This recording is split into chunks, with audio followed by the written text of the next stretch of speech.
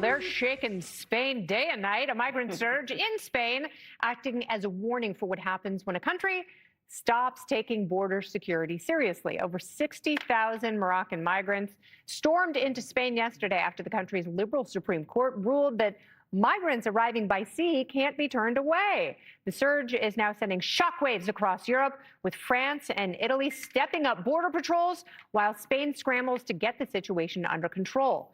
President Trump warning Americans this will happen here if Democrats are back in charge. Watch.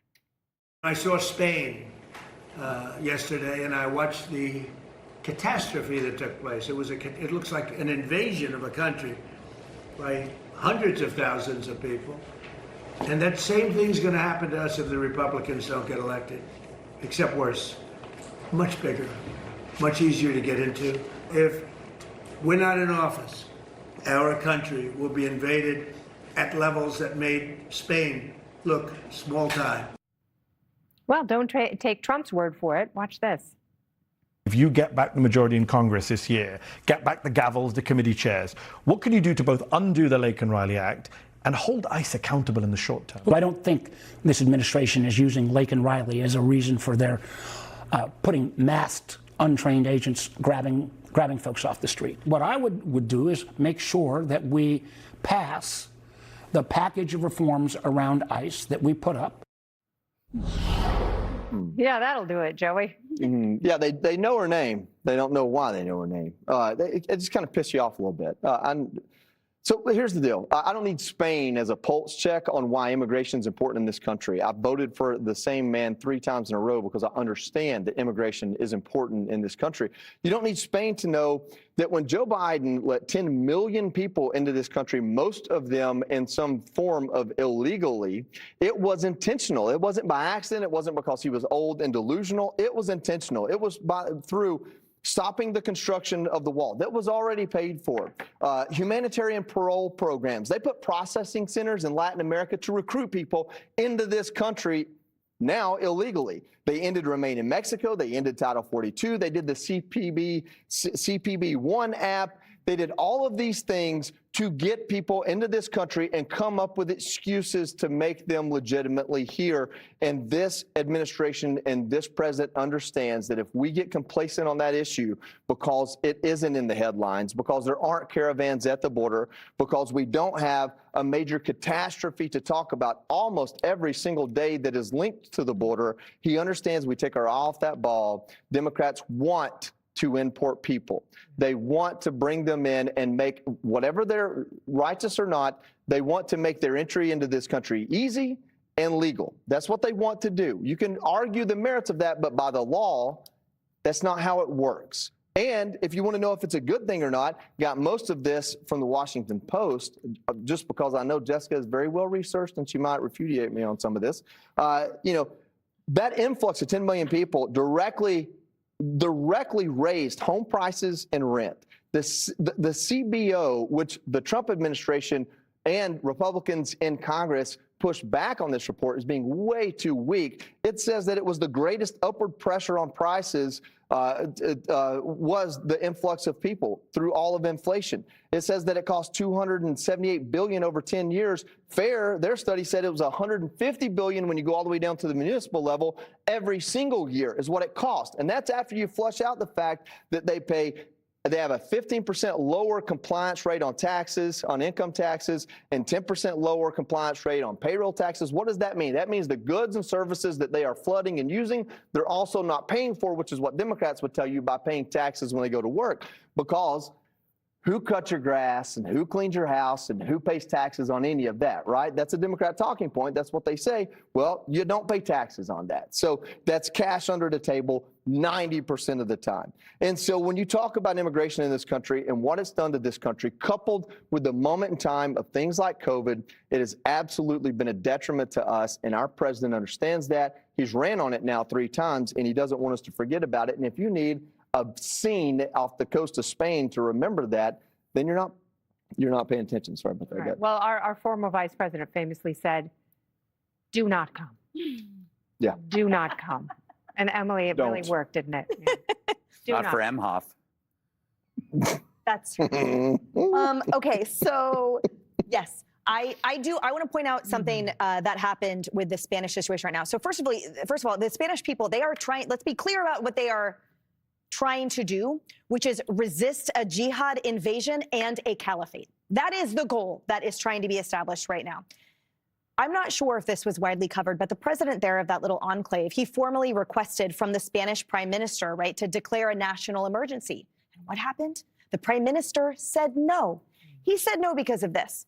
He said that the declaration of a national emergency, he said it's part of the state civil protection regulations, and they don't consider migratory flows a risk. And therefore, we don't have a plan. We don't have anything in place, he said. So you know what? We're going to deny it. And my point in bringing that up now is that you don't stop a crisis by refusing to call it one. Back in Biden's day, as you pointed out, we were averaging 10,000 illegal immigrants a day, every day, not just peaking at that point, every day, all day. And they are massively still here. I think most Americans underestimate just how many illegal immigrants still are here. It's estimated as high as 1 in 5. So one day it will not be a surge. It will not be 60,000 people coming here on a boat. It will be a rising tide all around us where everyone is drowning. And if the Democrats win in the midterms and in 2028, this is what brings it all together.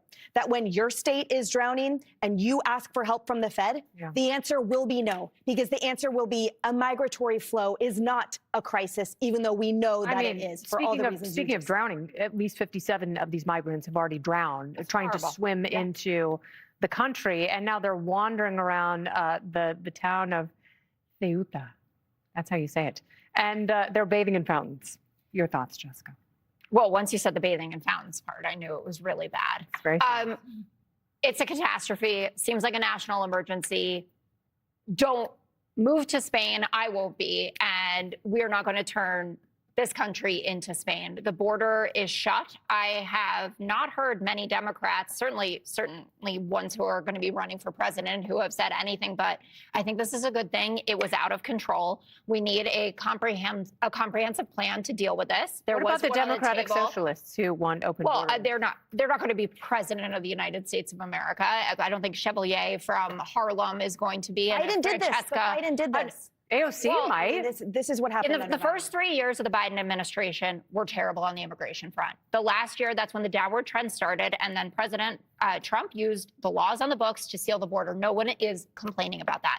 There is a bipartisan immigration reform bill where James Lankford led it on the Republican side, a pretty conservative Republican, at least as far as I know. Oklahoma seems like a conservative state.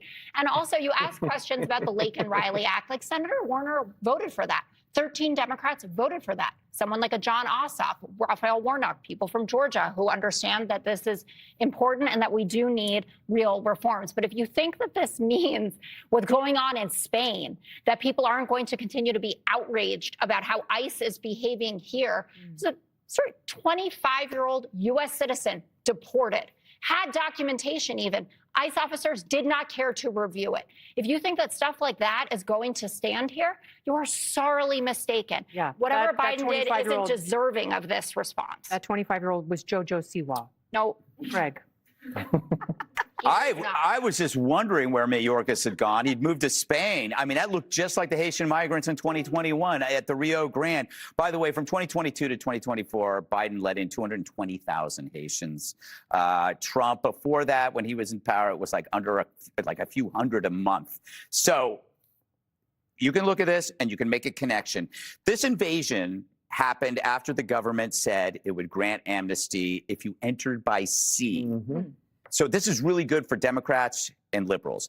This is a textbook demonstration how people respond to changes in cost and benefits. It's what conservatives and economists call incentives. We understand this. If liberals just studied this, they would understand how crime works, how immigration works, how basic things work, but they don't understand incentives. Now you could say, and I'm waiting for it, but in Morocco, you know, there's a lot of poverty and a lot of instability, and there's not enough jobs. Well, that stuff exists continuously in Morocco and elsewhere. So what changed was the incentive. Come by sea, you'll stay. And volume exploded. So these were not refugees seeking asylum. The scale and the suddenness of this event tells you that they came due to what you were talking about, signaling. it was a specific signal by the government. And you could say, oh, that's different than the United States. Biden did the same thing. You mentioned ending Remain in Mexico. That was a huge signal. Halting the construction of the wall sent a message to the world that if you don't believe me, you remember it. That was ha, ha, ha. Your limits on immigration are dust. They paused deportations. They gave expanded protected temporary status to Haitians, Nicaraguans, Venezuelans. They said that ceasing illegal immigration, this is what Biden said, was cruel and inhumane. So the point is, what you're seeing there proves again that Trump was right, you were wrong. Oh, all right. Well, President Tarlov is offended. Hey everyone, I'm Emily Campagno. Catch me and my co-hosts Harris Faulkner and Kaylee McEnany on Outnumbered every weekday at 12 p.m. Eastern, or set your DVR. Also, don't forget to subscribe to the Fox News YouTube page for daily highlights.